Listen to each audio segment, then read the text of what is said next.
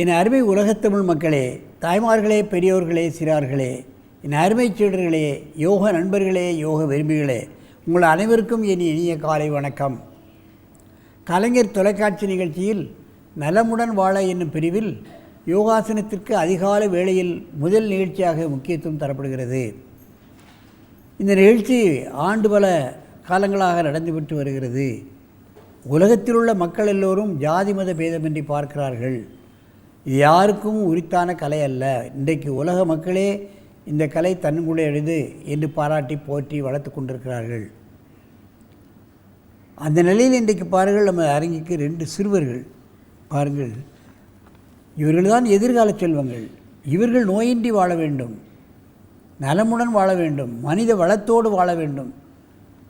அவர்கள் நாளைக்கு மந்திரி ஆகலாம், கலெக்டர் ஆகலாம், ஐபிஎஸ் அதிகாரிகளாக ஆகலாம், பெரிய பெரிய இன்ஜினியர்களாக ஆகலாம், நாட்டை வளப்படுத்தக்கூடிய ஒரு முக்கிய பொறுப்பில் இருக்கலாம். அவர்கள் மனோதிடத்துடனும் மனோவளத்துடனும் ஞாபக சக்தியுடனும் வாழ்வதற்கான வழிமுறைகள் தான் இந்த யோகாசனம் என்பதை நீங்கள் தெரிந்து கொள்ள வேண்டும். முகேஷ் முதல் வகுப்பு 6 வயது, சந்திரேஷ் அவனுக்கு 8 வயது 3வது வகுப்பு படிக்கிறான்.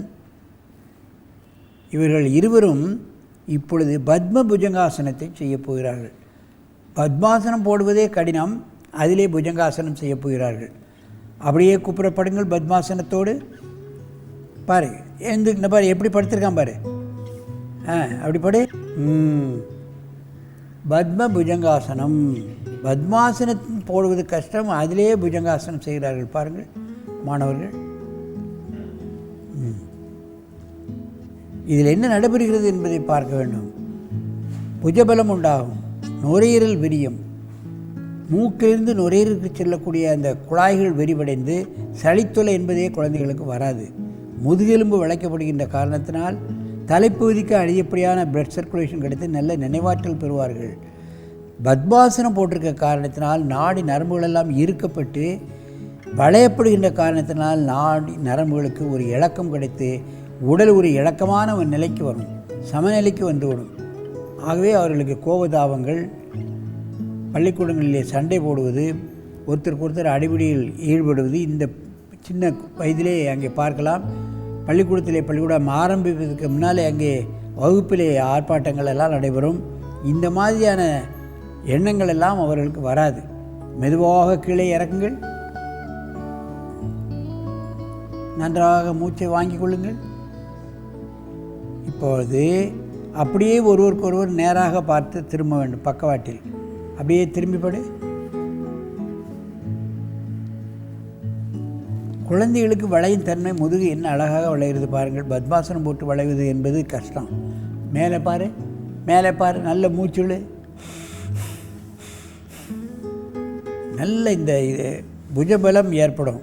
அதாவது நுரையீரல் விரிவடைந்திருக்கின்ற காலத்தினால் மூச்சு இழுக்கும் பொழுது நுரையீரல் முழுமையாக நமக்கு பயன்படக்கூடிய தன்மை கிடைத்திடும். அதிகப்படியான ஆக்சிஜனை இழுக்கக்கூடிய தன்மை நமக்கு கிடைத்து விடுகிறது. மூச்சு இழுங்க, நல்ல நல்ல மூச்சு இழு. கையை பின்னால் இழு, தூக்க. அப்படி தூக்கணும். மூச்சு இழு. பத்ம புஜங்காசனம். தலை வளைக்கப்படுகிறது, முதுகெலும்பு வளைக்கப்படுகிறது. கீழே இறக்குங்கள். நன்றாக மூச்சை இழுத்துக் கொள்ளுங்கள். மெதுவாக திரும்பவும் தூக்குங்கள். தூக்கு, அப்படியே தூக்கு. நன்றாக மூச்சை இழுத்துக் கொள்ளுங்கள். மூச்சை இழுக்கணும். இதில் நல்ல அங்கே அப்படி தலை மேலே தூக்கு. பெரியவர்கள் கூட செய்யலாம்.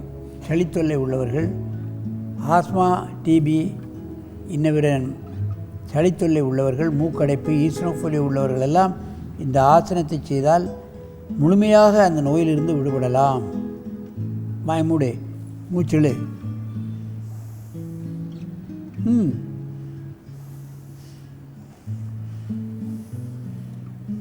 சரி, மெதுவாக எந்திரிச்சு முன்ன போல போய் உட்காருங்க. என் அருமை பெரியவர்களே, தாய்மார்களே, சிறுவர்களுக்கு ஆசனம் சொல்லிக் கொடுப்பது தான் கடினம். ஆனால் அவர்கள் பழகிவிட்டால் யாரும் அவர்களுக்கு சொல்லிக் கொடுக்க வேண்டிய அவசியமே இல்லை. பெரியவர்கள் 6 வருஷமாக பழகிறத 6 நாளில் அவங்க பழகிடுவாங்க, நம்மளே திருத்துவாங்க. அவர்களும் ஆரோக்கியம் பெறுவார்கள். அதை காலையிலே செய்ய வேண்டும் என்ற யாரும் தூண்டக்கூட வேண்டியதில்லை. அவங்க காலக்கடங்களை முடித்துவிட்டு குளித்துவிட்டு ஆசனங்களை செய்ய ஆரம்பித்து விடுவார்கள். மற்றவர்கள் பெரியவர்கள் செய்தால் அதை திருத்தக்கூடிய தன்மை கூட சிறுவர்களுக்கு உண்டு. சின்ன குழந்தைகள் வளையும் தன்மை அதிகமாக இருக்கிற காரணத்தினால் ஆசனம் முழுமை பெற்றுவிடும். ஆகவே முழு பலன்களையும் அவர்கள் பெற்று விடுவார்கள், சந்தேகமே கிடையாது. ஆகவே இது போன்ற ஆசனங்களை குழந்தைகளுக்கு சிறு வயது முதலே நாம் கற்றுக் கொடுத்து அவர்களை ஒரு ஆரோக்கியவானாகவும் எதிர்கால செல்வங்களாகவும் நல்ல மன ஆற்றல் நினைவாற்றல் இவர்களை பெருகச் செய்து வாழ்க்கையிலே வெற்றி பெறச் செய்ய வேண்டும் என்று கேட்டு உங்களிடமிருந்து விடைபெறுவது ஆசனம் ஆண்டியப்பன். வணக்கம்.